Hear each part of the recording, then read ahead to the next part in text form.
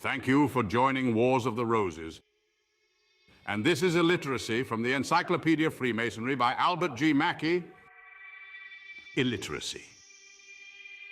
The word illiteracy, as signifying an ignorance of letters and incapability to read and write, suggests the inquiry whether illiterate persons are qualified to be made Freemasons.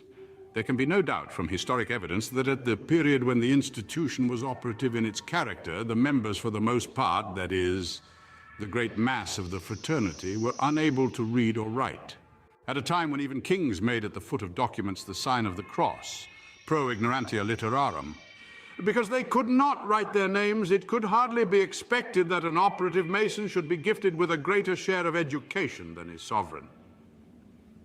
But the change of the society from operative to speculative gave to it an intellectual elevation, and the philosophy and science of symbolism, which was then introduced, could hardly be understood by one who had no preliminary education.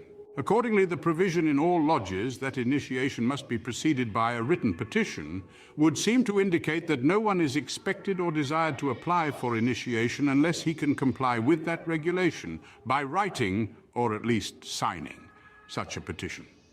The Grand Lodge of England does not leave this principle to be settled by implication, but in express words requires that a candidate shall know how to write, by inserting in its constitution the provision that a candidate, previous to his initiation, must subscribe his name at full length to a declaration. The official commentary on this, in an accompanying note, is that a person who cannot write is consequently ineligible to be admitted into the order, and this is now the very generally accepted law. The Latin words ne varietur in Masonic diplomas, which follows the signature in the margin, indicates that the holder is required to know how to sign his name. Thank you for watching, and please don't forget to share, like, subscribe, and comment. And if you can, please consider donating to Wars of the Roses. Links to PayPal and Patreon are in the description. Thank you so very much.